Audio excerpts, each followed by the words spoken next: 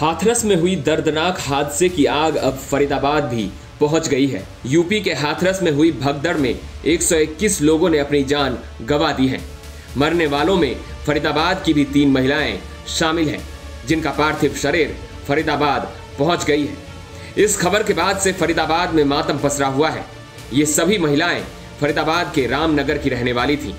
इन महिलाओं सहित फरीदाबाद से 50 से 60 लोग हाथरस सत्संग सुनने गए थे। परिजनों का कहना है कि भोले बाबा के सत्संग के चलते यहां से एक बस 50 से 60 लोगों को लेकर गई थी और सत्संग में भगदड़ मचने के चलते बहुत लोगों की मौत हुई है, जिनमें उनके परिवार की महिलाएं भी शामिल हैं। लोगों ने प्रशासन पर जहां बदइंतजामी के आरोप लगाए हैं, तो वहीं उन्होंने भोले बाबा पर भी कार्रवाई करने की बात कही है। नाम है आपका? मेरा नाम प्रेमचंद है जी। प्रेमचंद जी, कहाँ खड़े हैं हम रामनगर में खड़े हैं जी, ओल्ड विधानसभा में।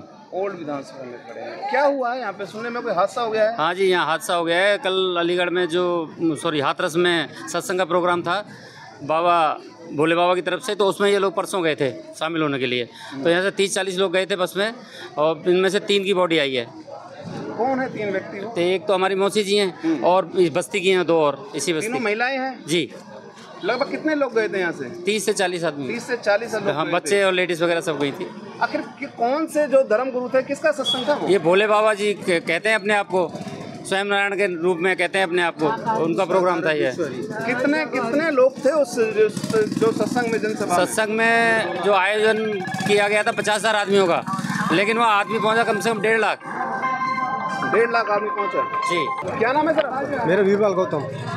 वीरपाल जी, कल एक हादसा हुआ है, कौन गुजरा उस हादसे में? मेरे बुआ जी हैं। बुआ जी हैं? हाँ जी। कितनी उम्र है बुआ जी की? है जी 50 के करीब है। ये हादसा हाथरस में हुआ था। कब गए हाथरस के लिए यहाँ से? ये परसों शाम को गए थे। कितने लोग थे लगभग? यहाँ पे 30 से करीब 40 लोग थे। 30 से 40 लोग थे। कितनी उम्र है आपकी बुआ जी की? 40 या 45 साल की उम्र। 40 से 45 साल उम्र है।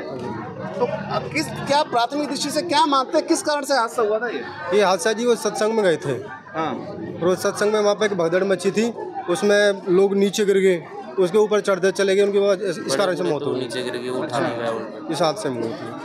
कितने लोग, आपको क्या लगता है कितने लोग थे? प्रशासन के एक तो 40 लोग प्रशासन के, 1.5 लाख से करीबन वहाँ कहते हैं ये थे। ये कानून व्यवस्था ये सरकार की, मैंने जो पुलिस वाले की ना, ये संभालनी चाहिए थी। उनमें जबकि उनको जब 50-60 बजाने की लोगों की परमिशन ले रखी है, तो उसमें लोग 1.5 लाख पहुँच रहे हैं, तो व्यवस्था कहाँ जाएगी, कहाँ पहुँच जाएंगे? तो इसमें ये लापरवाही रही पुलिस वालों की। कल एक मुकदमा भी दर्ज हुआ वहाँ पे 60-70 लोगों के, मगर बाबा का तो कोई नाम ही नहीं है उसमें। असली में पूछा जाए तो बाबा पे ही मुकदमा दर्ज होना चाहिए, कि वो उसी के भक्त है ना, अनुयायी उसी के थे, तो वो तो संभालने वाले थे, उन पर क्यों मुकदमा दर्ज हो?